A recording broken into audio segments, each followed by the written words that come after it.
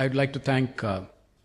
Mahalingam for inviting me here, and also Group Captain Vijay Kumar for coordinating this panel. The focus of this convention, the annual convention, is on resilience and a resilient India. And of course, we have entered an era of conflicts and we have entered an era of violation of international law, not only violation with impunity, but also violation without accountability. We have global challenges facing us like climate change, energy, and a whole lot of things. So I think this is absolutely the right time to talk about geopolitical resilience. But geopolitical resilience is not that easy to quantify, like economic resilience or financial resilience or climate change, infrastructure resilience, and other things. So what I plan to do is just to try and distill some 5 attributes which India has, by which we will be able to enhance our geopolitical resilience. Basically meaning that enhance the foreign policy aspect of our resilience. The first aspect, in my opinion, is that our governments have built on the foreign policy successes of the previous governments. And therefore, there has been a certain thread of continuity. I think this is the first attribute of resilience I can think of as far as India is concerned. And we don't have this type of huge swings in foreign policy, like sometimes you may see even in the United States, when Democrats hand over to the Republicans, then you see the huge swing in foreign policy. That doesn't normally happen in India. And an example which I'd like to give you is, for example, the way we have preserved the nuclear option. And we have also refused to sign the NPT, the Nuclear Proliferation Treaty. And also there has been a parliamentary consensus for doing this. You know that it was Prime Minister Indira Gandhi in 1974 who did Pokhran 1. Then in 1998, it was Prime Minister Vajpayee who did Pokhran 2. And interestingly, between both of them, we had Prime Minister Deva Gowda, who in 1996 took the decision and refused to sign the CTBT, the Comprehensive Test Ban Treaty. Thereby, you had 3 prime ministers taking 3 prominent decisions in this area. And it is interesting that this type of a resilience is being inbuilt in our system. The other aspect, the second one, is the domestic policy. Normally, they drive our foreign policy. And this is something which you all know. And when we got independence, thanks to our very unique freedom struggle, and we had a very strong moral voice in international affairs. And that was important in the context of how we went forward, particularly the non-aligned movement and other things where we took an independent stand. But later, with the rise of India, economic rise, the technological rise, and in defense and other aspects, therefore, this is automatically also enhanced our a voice in international affairs. So, domestic resilience has also promoted foreign policy resilience or geopolitical resilience. And this is the reason that when we rise as a country, we are also seeking a greater voice in international affairs. For example, we are asking for UN reforms, and we as the largest nation and what we have contributed to the UN, we certainly think we deserve a place in the permanent seat in the Security Council. And I am also of the opinion that, since you're all mostly businessmen, the point is that it is not enough to say that we have risen economically, we are doing very well economically, domestically, and if you are not going to engage politically with the world conflicts. So this actually is a case I would like to make out for engaging politically in world conflicts. We should take a larger role in the conflicts which are around us, even if it's not directly impinging on us, but it will start impacting us because we are becoming bigger and bigger. The third aspect is independence of action and decision making. Now, this we loosely call it as strategic autonomy. Now, we are fortunate to have this independence of action and decision making in our foreign policy. Not many countries are fortunate among developing countries. There are more than 100 developing countries who cannot take too much of an independent action, partly because of maybe their size, their geographical area, their vulnerabilities, and so many other things. But India is fortunate to be able to do that. And it is not that we suddenly woke up and started having strategic autonomy. We have had a rich tradition of statecraft, starting from the Arthashastra, Nidhisara, our own Tirukural, and a whole lot of other things. And we have a rich tradition of statecraft. So when we got independence, we are accosted with a world, which was during the Cold War, when we had two rival blocs, United States and Soviet Union, and thanks to the tradition which we had, we were able to take an independent stand. And we formed, as you know, the non-aligned movement, which is a very, very powerful political movement where many developing countries actually joined. And fast forwarding 70 years later, right now, we are facing once again broadly two blocs, the United States and the European Union. And on this side, we have China and Russia. And once again, we are taking a decision where we are refusing to join either of the two blocs. Of course, we don't call it non-alignment. We call it multi-alignment, because now they are far more interlinked. So we engage with all of them, but we don't join them as a bloc. And you also saw our vote on Ukraine, where we abstained on the vote, basically to say that we don't agree with either of you. And, you all know what Prime Minister Indira Gandhi mentioned when she was asked by one of the media in the press that, Prime Minister, do you lean left or do you lean right? She said, we stand upright. So that is how I look at it. And the fourth attribute, I would say, is leadership. And leadership is, number one, of course, we are very fortunate to have prime ministers in India who focused on foreign policy. And irrespective of the politics of the whole thing, let us, we should recognize that even if Prime Minister had a very short tenure like Lal Bahadur Shastri, they all had, spines of steel, and they focused on foreign policy. But we also gave leadership to developing countries, and that is very important. The leadership to the global South has been part and parcel of our coming of age as a country. And you've seen recently in G20 during our presidency, we actually made sure that Africa was represented in G20. So, and developing our development partnership, which basically means that our assistance, grants, lines of credit, and human resource development, this is a huge part. More than $35 billion is what we have done. And finally, the fifth attribute, I would say, is with something which we are becoming more and more conscious of, is our civilizational context. It's not, as I told you, we have a civilizational context already. It may not have been expressed. It has come down, but now we are talking about the International Day of Yoga, the International Year of Millets, and we have International Solar Alliance. We have the vaccine Maitri, which we put forward during COVID, and we have the public digital. So a lot of them, we are very conscious of it, and we put all this under the rubric of Vasudhaiva Kudumbakam. That is what we talk about. I'm not sure how many of us really understand what it means. It has become more like a slogan. But the fact is that we are trying to make this into a reality in our foreign policy. So these are some of the attributes of resilience in geopolitics which I wanted to put forward before I take this forward. And I would now like to invite Ambassador Sybil, who was, in fact, Foreign Secretary when I was a middle-level officer in Washington, but right through we have always looked up to him in the Foreign Service. Sir, I would like to invite you to say your opening remarks.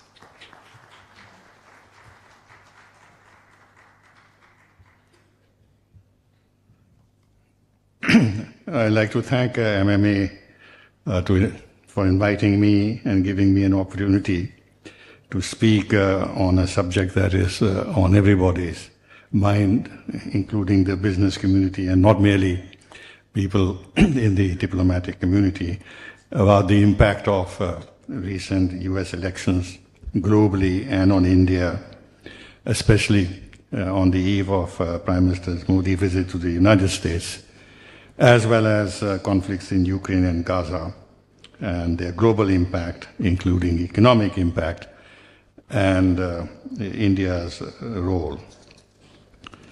Now, I think it's very early days.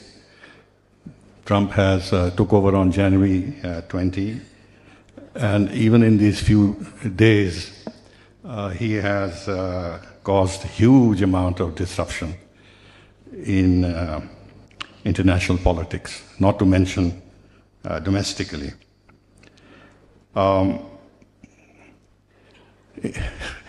Trump has always been known for his transactionalism, but one has thought that after his first term, when he may have found that transactionalism would not carry the United States too far, and there would be resistance, that he would have learnt a lesson.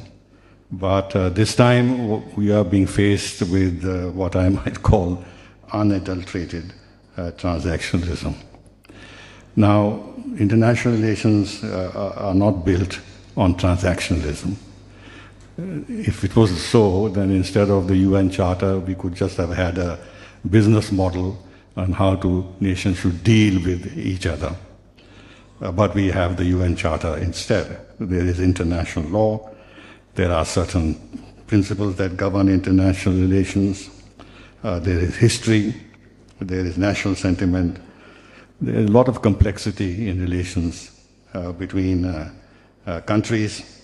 There are cross-cutting issues internationally, which if countries don't cooperate with each other and sacrifice to some degree their national interests, those issues will not be resolved and could put at peril humanity. And one of the most important issues which is exercising us is climate change. And there is the role of religion also, which is a very important factor which governs international relations. Now we find that Trump is discarding established norms, almost with impunity. Look at his claims, territorial claims. In his inaugural address, if you look at carefully, he slipped in 2-3 words. He talked about territorial expansion of the United States. This was not, the media didn't focus on it, but this was a hint that this is going to be part of his declared agenda. He has laid claim to Greenland. Why he has done that is very difficult to understand. Of course, one can analyze why he has done so, but in terms of how international relations are being conducted, it is puzzling that the United States can so openly claim territory which belongs to another country. This is 19th century politics. This is not the politics of today. He had a very difficult conversation with the Prime Minister of Denmark. If his idea was that, and he said that he needs Greenland for the protection of the free world. Now, I don't know how India, which is part of the free world, would have any benefit from United States claiming Greenland or occupying it by force. They already have bases there, and the Prime Minister of Denmark has offered him more bases, more opportunity to invest in Greenland if he eyes the resources of Greenland, but he is determined to acquire that territory by force if necessary. I think the idea is that the Arctic route is going to open up because of the effects of climate change, and today Russia is the predominant power in the Arctic. United States is not. But if they get Greenland, then yes, they would have a big role in the entire management of the Arctic route, in which China also is interested. So there seems to be some strategic thinking. Similarly, he laid claim to the Panama Canal. Now, the fact that the United States built the Panama Canal in 1908 is neither here nor there. The British and the French built the Suez Canal in 1956. They tried they actually launched military aggression against Egypt when Egypt nationalized the Suez Canal, and America opposed it. And now you find Trump claiming the Panama Canal because China is managing part of the port in Panama. Now, that also creates a big problem in terms of international relations in general and American policy. And it seems to be a throwback a little bit to the Monroe Doctrine, which actually has been the leitmotif of US policy for a long time vis-a-vis Latin America. He is laying claim in some sorts to Canada. He wants to incorporate Canada into the United States of America. And he's quite unbothered about how the rest of the world sees these territorial claims. So in a sense, it is unilateralism of the United States which has been revived under Trump. One had thought that after the what happened in the unilateral phase of US foreign policy, especially under President Bush Jr., and the lessons learned would have made the United States much more cautious in trying to play the role of a world policeman and impose his will on others, but it seems to be that Trump is determined to do that. Now, we all know that the United States has weaponized the financial system, weaponized the dollar. And now Trump is weaponizing tariffs. We had the former ambassador to the WTO, not to the WTO, in Geneva, but he understands how the WTO, he was ambassador to the WTO, indeed. And here, in fact, he's completely undermining the entire basis of the WTO by unilaterally announcing tariffs, 25% on Canada, 25% on Mexico, 10% on China, and now he's again threatened 25% tariffs on aluminium exports and steel exports to the United States. He's threatened BRICS with 100% tariffs. He said that the United States will impose as much tariffs on other countries as other countries impose on US products. So this is going to completely break down the only system, the only body that governs the rules of international trade, which is the WTO. Now, to my mind, this MAGA business is a reassertion of US primacy. The Make America Great Again means what? It means really that Trump's belief, or the belief of his base, that US has lost ground in recent years, especially with China's rise, and it's not able to impose its will as it was able to do for a long time in the past. And therefore, United States has to recover this lost ground. So America, making America great again, is not simply a domestic goal, but it is also an international goal, that the United States must be in a position to impose its will on others and bend the others to its will by using what he thinks are America's inherent strengths. I mean, he's gone ahead and said that if there's any move by any country to de-dollarize, he's going to impose 100% tariffs on that country. He has now, actually, he's in the process of breaking down the already declining multilateralism in international affairs. He's walked out of the WHO. He's walked out of the Paris Climate Change Agreement. He's walked out of the UN Human Rights Commission. He's also showing a disregard of the global South. And now we take pride that we have managed to take a leadership role of the global South, best exhibited during our presidency of the G20, when we expanded the G20 to G21 by including the African Union as permanent member. But now you find trends that are visible that he is going to, in a sense, combat the global south. And it's increasing importance in international affairs, which would have an effect also on India's role as a leader of the global south. The Secretary of State of the United States has announced that he's not going to attend the G20 foreign ministers meeting in South Africa because they're unhappy with South Africa's domestic policies of land acquisition.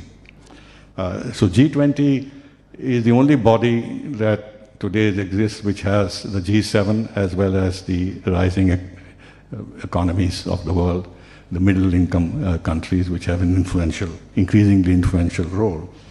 Now, if he, by not participating, enfeebles the G20, then what is left in terms of a global body which is a forum for trying to manage and harmonize the divergent interests of the developed and developing countries.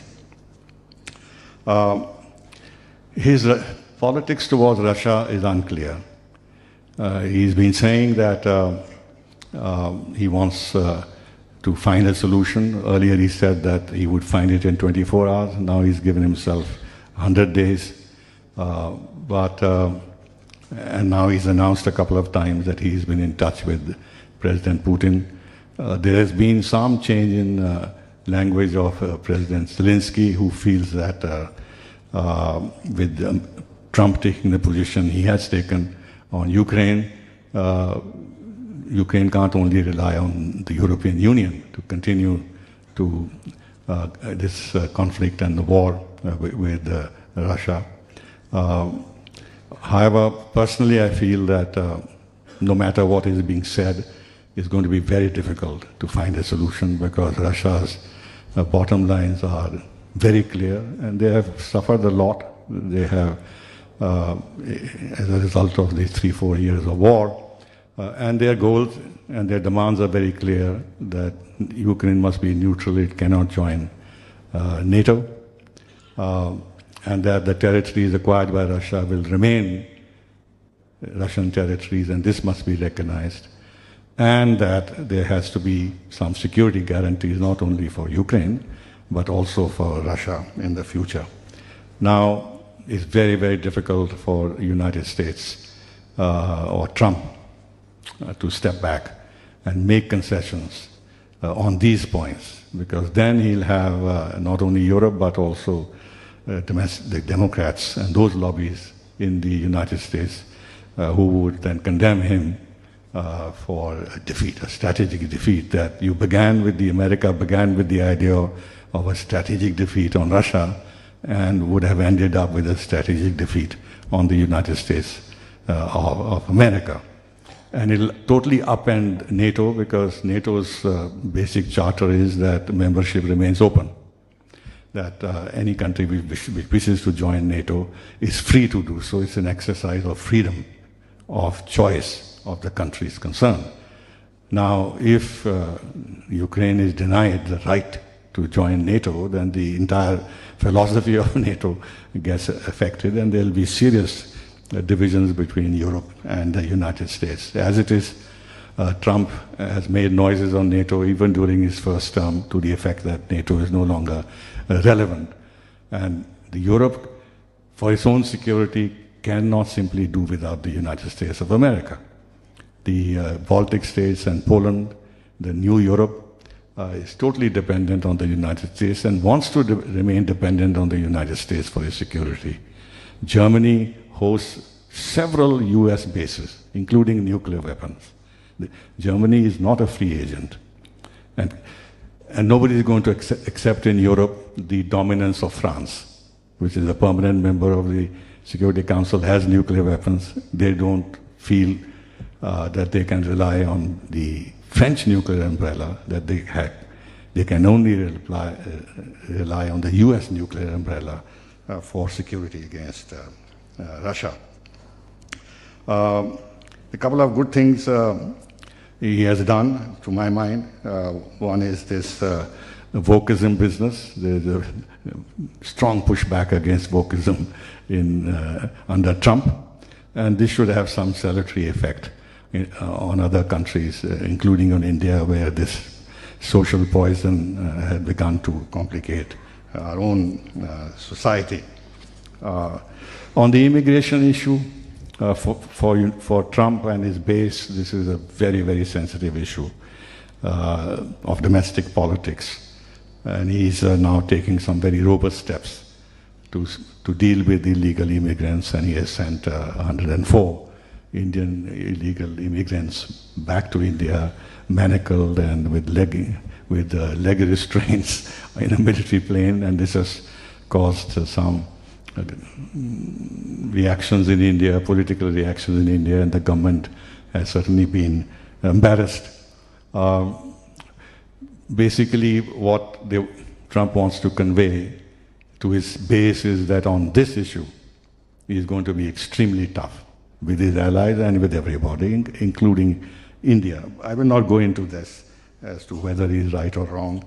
There are two sides to this.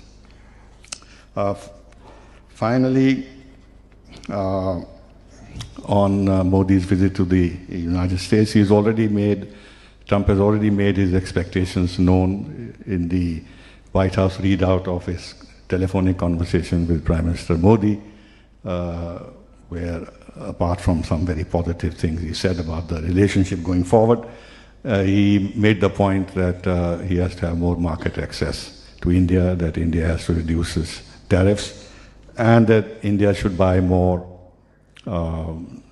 security equipment, which means defense material from the United States. I think they want to sell the Stryker armored vehicle to us, the Javelin anti-tank missile, and aircraft to us. They talk about the F-35. It is there at the Bangalore air show. So there will be some pressure on us, and we'll have to see how to deal with this. These are matters which need a lot of discussion. We have to see how all this fits into our Atmanirbharta in defense manufacturing. So we'll have to see how we can satisfy him on tariffs.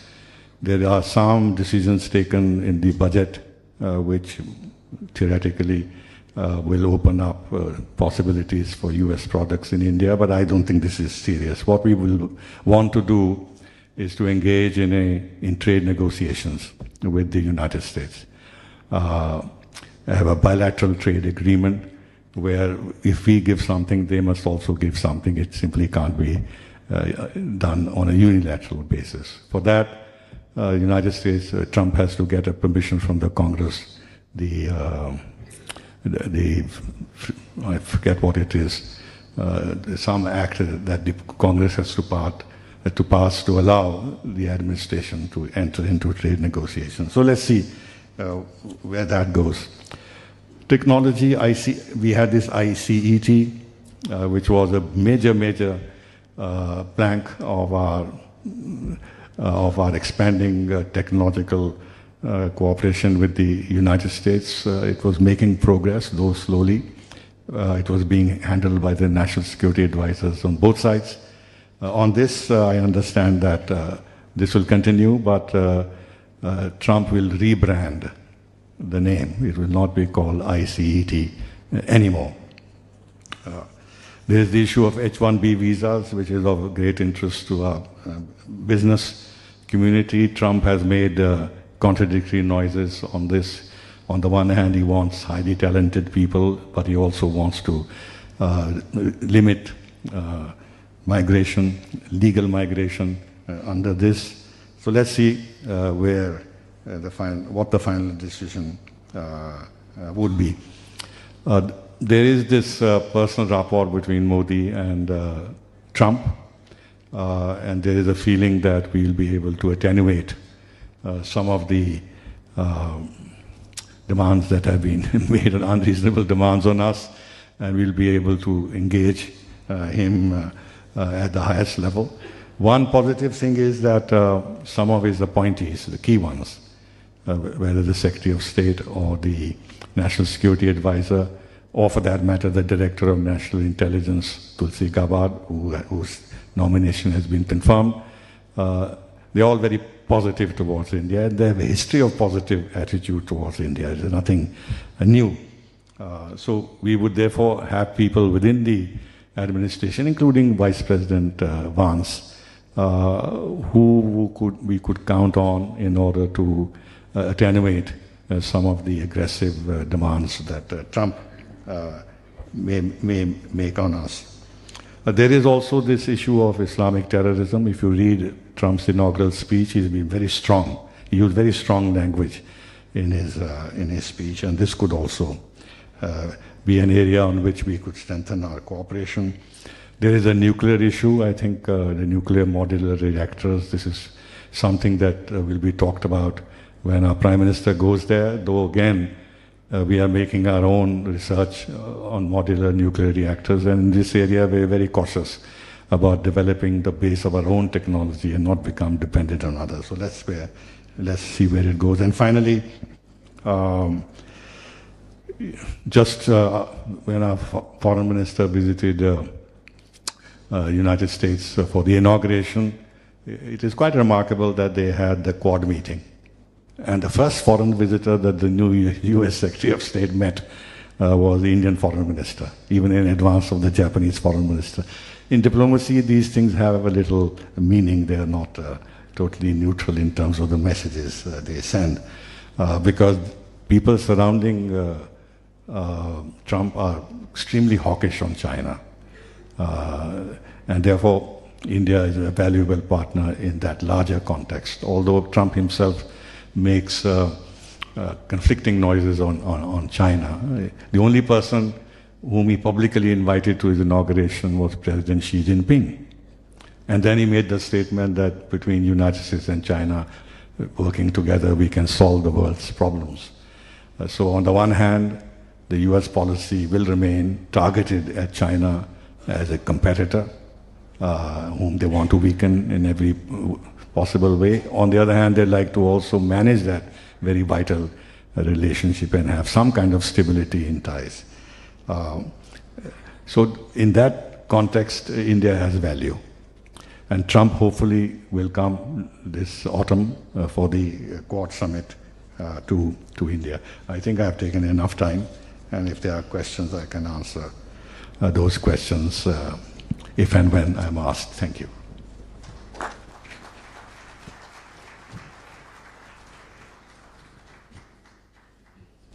So thank you very much, sir, for this very comprehensive and insightful analysis of where the new US administration's policies stand vis-a-vis India and the world.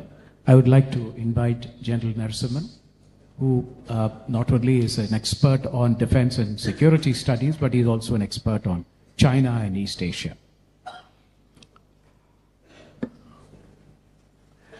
Yeah, let me at the outset thank Madras Management Association for getting me over to this very important annual convention. In the next 10 minutes or so, I'm going to talk about these 4 issues. The first one is on the how we view the national security. Second is Indo-Pacific dynamic. Third is China strategy. And of course, the role of technology. These are the 4 issues that I intend covering in the next about 10 minutes. For the sake of getting the audience onto one way of thinking, security, national security doesn't only nowadays stick to the conventional form of security that we talk about, or the traditional security that we talk about. There are traditional security issues, there are non-traditional security issues. Just to highlight what is traditional and what is non-traditional, please look at the national security threats that we can face, right from military aggression downwards to space. All of them constitute the traditional way of looking at security. It talks about espionage, economic warfare, resource conflicts, all of them come under the traditional form of security. Non-traditional security issues, you can look at climate change, health crisis like we had COVID pandemic, food security, energy, technology disruptions, illegal, unreported and unregulated fishing, and water security, all of them come into the non-traditional way of looking at security. So when you look at national security, both these have to be seen together. That is how you will be able to ensure your national security and build the national resilience, as the topic of the convention today is. Now let me take you on to the national security issues. Firstly, national security is not only restricted to territorial integrity and sovereignty. As I explained to you in the traditional non-security issues, it is not only restricted to what you see on the border. China attacks you on the border, or Pakistan attacks you on the border, and you defend against it. Non-traditional security threats affect their day-to-day lives far more in some cases. Like, for example, COVID actually paralyzed almost not only China, India, it almost paralyzed the entire world. It's a non-traditional security threat. And it affects your day-to-day lives as you normally go by. There are periods of traditional and non-traditional primacy. Like, for example, before COVID, nobody thought about non-traditional security in the form of health so much. But COVID brought the focus back onto health issues. So there are primacy periods of traditional security, and when Galwan happened, everybody forgot the other issues, and then the national security of the territory came into focus. So there are periods where primacy between traditional and non-traditional security comes up. The traditional security threats also transcend to non-traditional and extra-regional. Why am I saying this? You look at the Ukraine war. It affected the entire world for its grain supply, for its fertilizer supply, which means food security was affected. It also affected the oil, which means the energy security was affected, which are all part of non-traditional security. And so traditional security also transcends to non-traditional security issues, and that became extra-regional. War is happening between Russia and Ukraine, but the whole world is affected for food security and energy security. So it is transcending everywhere. Look at Gulf of Aden. The Houthis and others who are actually doing the piracy and other businesses, it increases your insurance costs. So it is affecting shipping, it is affecting transportation, it is affecting the value of other commodities that are being shipped. So there is a linkage between traditional, non-traditional, and the extra-regional. Non-traditional security threats are as lethal as traditional ones, as COVID explained to you. There are so many deaths which you wouldn't have seen in a normal conventional war. So this is the impact of traditional and non-traditional security threats. What is the current scenario of Indian national security? Given this background, if you look at the national security of India, the first thing that comes to you is the active borders. Both your western border, your northern border, and trans-regional movements. Like, for example, there are people moving in and out through Myanmar, which is porous border. So all these issues are along the border. Second, you have an insurgency going in Northeast, you have an insurgency going in J&K, and you have a Maoist insurgency going in between within the country. So insurgency is another issue that you need to be contending with.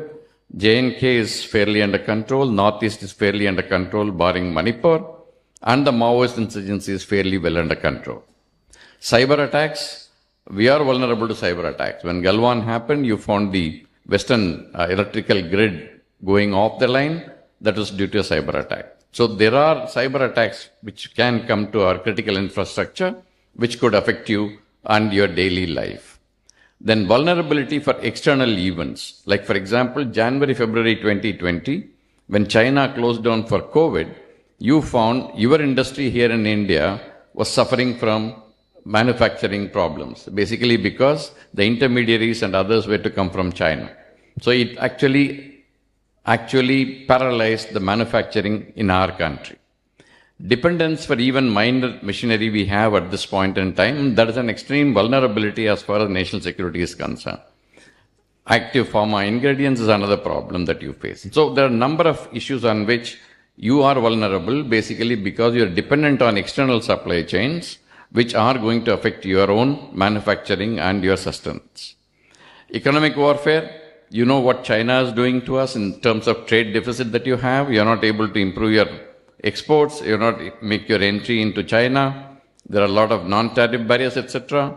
So that is affecting you. Similarly, USA-China warfare, you see, USA-China tariff, that and the implications of those, like Ambassador Sybil mentioned to you about Trump threatening to impose tariffs on India. All those things are economic warfare that is going to affect you in terms of security.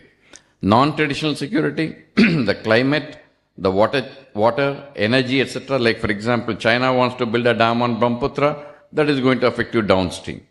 So this is going to be another threat that you need to be looking at. And India is a water-stressed country, and you find the requirements of water is going to again become a problem as you go along. Climate change, we are affected, and everybody else is affected. Energy, similarly. So coming to the second part, this is the national security aspect of it. Coming to the second part of Indo-Pacific, instead of single country coming into play, you find groups of countries coming into play. Like for example, starting from the east, further to the east on the right-hand side, the Pacific Island countries, wherein there is competition between Australia, China, US, and we have also our interest there. So Pacific Island countries, ASEAN, South Asia, Central Asian countries, Africa, these are all group of countries coming into play in the Indo-Pacific dynamics. Look at the interplay between the Maritime Silk Road of China and the IMEC that we have proposed, India, Middle East, Europe Economic Corridor. The Gulf area is going to come into play.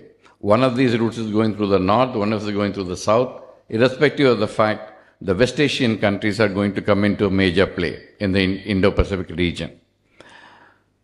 The number of military bases that China is actually aspiring to build in the Indian Ocean region is going to be another factor that is going to affect the Indo-Pacific region. You also see, of course, US has got 750 bases all over the world, but this is where Chinese are trying to bring their own military power into play. And that is going to affect the Indo-Pacific region and the interplay that the countries will have with China. China's strategy towards India, you can say, multilaterally deny India the opportunity. There are many examples I have given you. You can just go through them. Similarly, regionally, it also wants to gain ascendancy. That is something that you cannot do away with. Therein, your own aspirations of gaining influence is going to come into play, and that is going to affect this entire interplay of relationship between China and India. Bilaterally, it will continue to apply pressure on the boundary question, on the economy, etc., which I have spoken to you about earlier. So China's strategies towards India is this. So then what does India do? This is India's response. On the bilateral relations, you find we continue to be cautious. On the external balancing, we try to maintain our relations with the US, Russia, European Union, and West Asia. Minilateral and plurilateral. Many of the minilateral, that is 3 countries, coming into play. Similarly, many plurilaterals in which we are members of. We have joined almost 40 such groupings in the last 1 decade. This is another way of responding to the national security requirements. We follow a neighborhood first policy, Actis policy, where ASEAN plays a major role, and build up deterrence against China. This is where the resilience comes. As we build our deterrence, the resilience to withstand the pressures from China will increase. And to do that, we need to look at Atmanirbhar Bharat, which was mentioned earlier. So these are the issues that you need to deal with. The next one is on the technological issues. On the cyber capability, I have given the ratings. You can question those ratings, but these I have taken as one reference. But the fact of the matter remains, China has put in a hell of a lot of effort into the cyber capability. This is going to affect India, not only India, other countries. Like for example, 20% of all the attacks that come up are from China. So please keep this aspect in mind. On the artificial intelligence, all these things are there, and China has very clearly articulated, but by the end of this year, there will be a major play of artificial intelligence in the battlefield. So this is something that they are working on. Last to last month, end of December, the Chinese PLA has placed an order for 1 million drones to be delivered to them by 2026, and that is going to have a major play in the battlefield. Leadership in AI, these are the ratings. You can have a look at it. We are 17th. We need to do a lot of scaling up on this.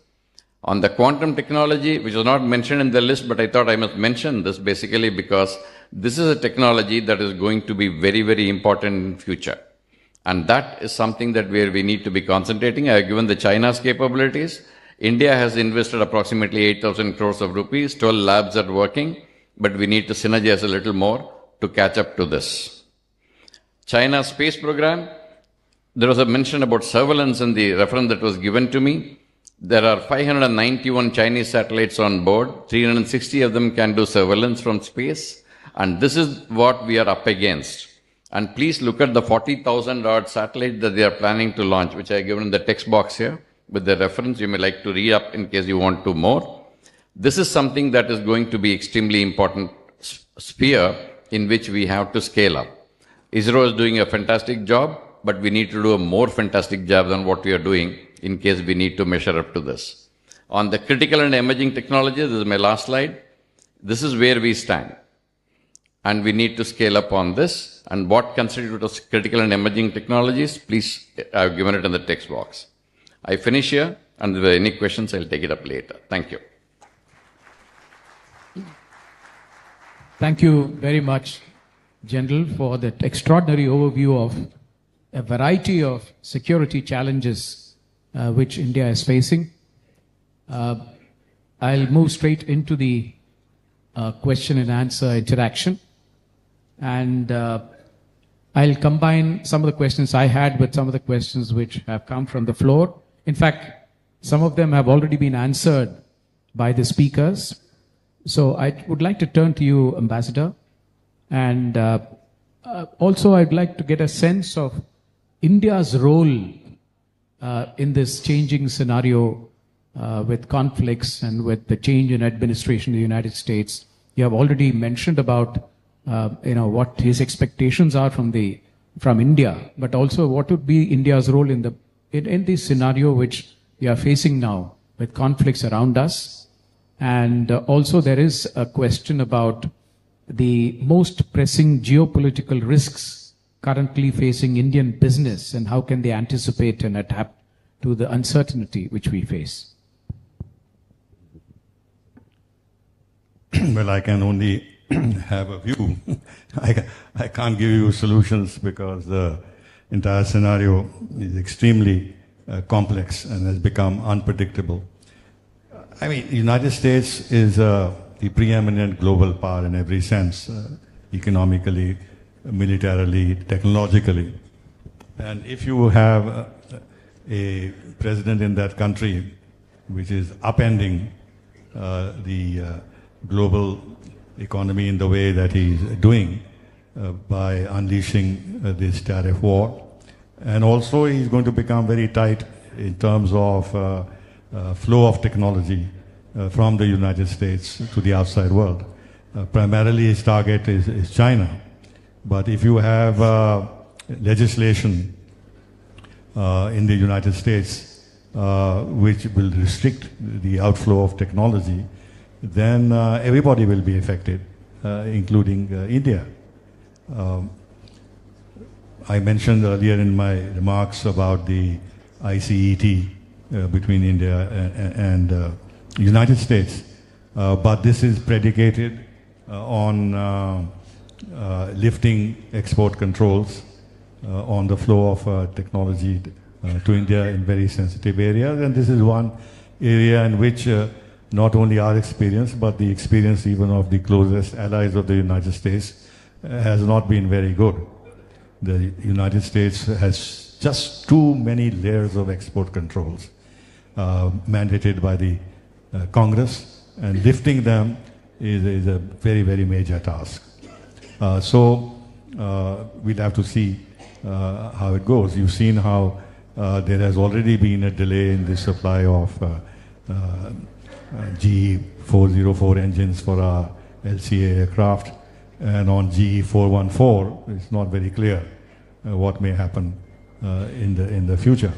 United States basically wants to sell equipment rather than share technologies and do joint development and production. On the tariffs front, we already see that he's going to announce tariffs. He's already announced tariffs on steel and aluminum. This is going to shake up the trade in these metals, even with regard to India's interests. Already our exports, I was reading, our exports of steel to United States have drastically dropped. And we are the second largest steel producer. So I'm not in the steel industry. So people who are would have to see where the options are. And with the European Union passing all kinds of legislation, which who mentioned earlier by our former ambassador to WTO, we're going to face a challenge there also. In terms of the India's role, we are facing a very unstable situation now in what we call West Asia. And we'll have to be extremely deft in handling this, because our interests in this area are vital in terms of the size of our expatriate population, the remittances we get, and the energy that we obtain from this region. There was a perspective of, as part of the Abraham Accords, of more stability in this region, but now, and that was the reason why the ITU2 project was conceived, and at the G20 meeting when we presided in India, the IMET corridor project was announced. Now, both these projects are uncertain in view of the situation that has developed and the manner in which Trump is also handling this. He has announced that he is going to own Gaza and develop Gaza and make it into a real estate marvel and move away 2 million Gazans either to Egypt or to Jordan. As you know, the Arab leaders, including Jordan and Egyptian president, have rejected this, but he is hammering away at it. He is not stepped back, and he feels that he can do what he plans to do, and this can have repercussions down the line for our interests. Now, he has also directed the U.S. Administration to look at Chabahar and see whether the exemption that was given to us on Chabahar can be removed or modified. Now, this will deal another blow to our relations with Iran and also complicate our connectivity projects with Russia. As it is, because of the India-US nuclear deal, we had to stop buying oil from Iran altogether. And now if the exemption given on Chabahar is removed, we'll have another crisis in terms of managing our connectivity projects to Russia and to Central Asia. They are tightening up on this oil trade with Russia. Now, one of the ways in which we want to placate the United States is to buy more oil from LNG from United States. And already our press is talking about the plans that we have to increase our imports from United States progressively till 2028 and buy God knows how much percentage of oil and natural gas from United States. So we'll have to navigate a very difficult period ahead because of the uncertainties and disruptions that have been created by Trump. And I'll end by saying that in this situation, our strategic autonomy becomes very, very critical. because if we are seen to be yielding, weak, and willing to make unilateral concessions, then more pressure will be put on us. So it will be a very difficult and delicate balancing act where, inconsistent with the national interest, we make some gestures to the United States, but not to the point where we whet their appetite and they feel they've cornered us, and therefore they can interfere with our other relationships, especially with Russia, which is very vital for the larger balance in our foreign policy. So thank you very much. We have less than 5 minutes left, so I just wanted to ask General Narasimhan about the trade deficit with China, and how do you think that this should be addressed? There are a couple of questions from the floor, and one is about specific lessons which Indian business can learn from China's strategies to remain resilient. And the other one is about catching up with China on technology. So I'll leave it to you to answer them. Right. The more difficult questions are all yours. No, I think the questions are maybe difficult, the answers seem to be simple. The way we need to look at the lessons for business is very simple. I have got 5 points, and I think that will also cater for the trade deficit that we talked about. One is the looking for opportunities in adversity. When international financial crisis took place in 2008, Chinese went around the world scouting for opportunities. They picked up companies at a very cheap rates. They picked up exploratory rates at very cheap rates. So these are the things that you need to do, risk-taking and looking for opportunities when the things are not right for you. The second is having a long-term vision.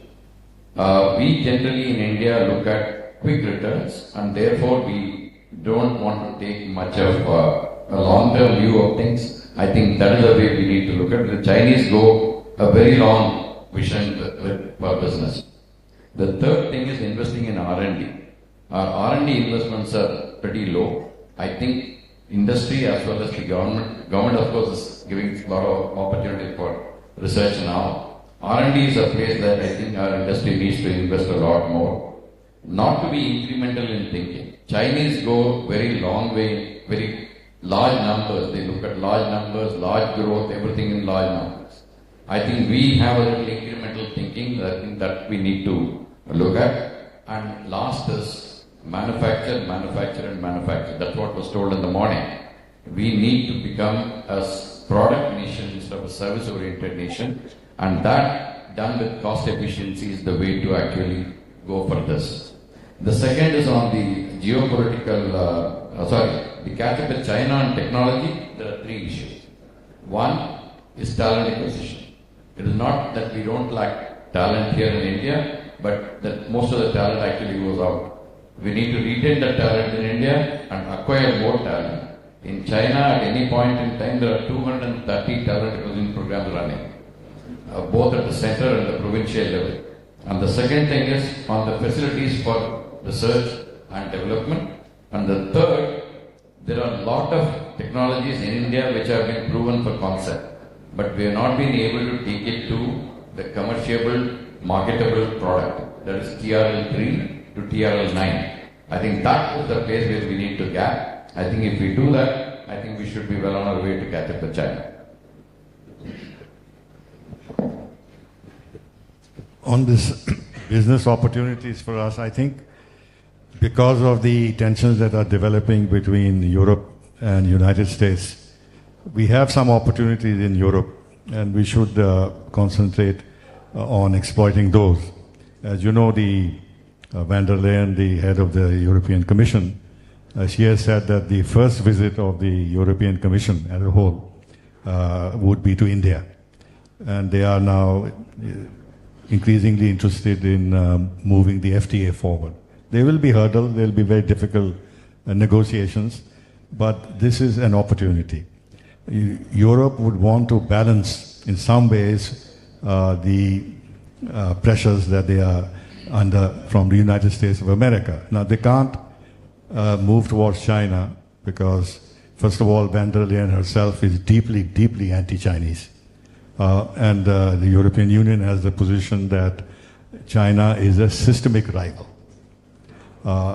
So which is the other country, large economy, large Asian economy, growing economy, which would attract Europe as a kind of a balancing option vis-a-vis the United States, and that would be India.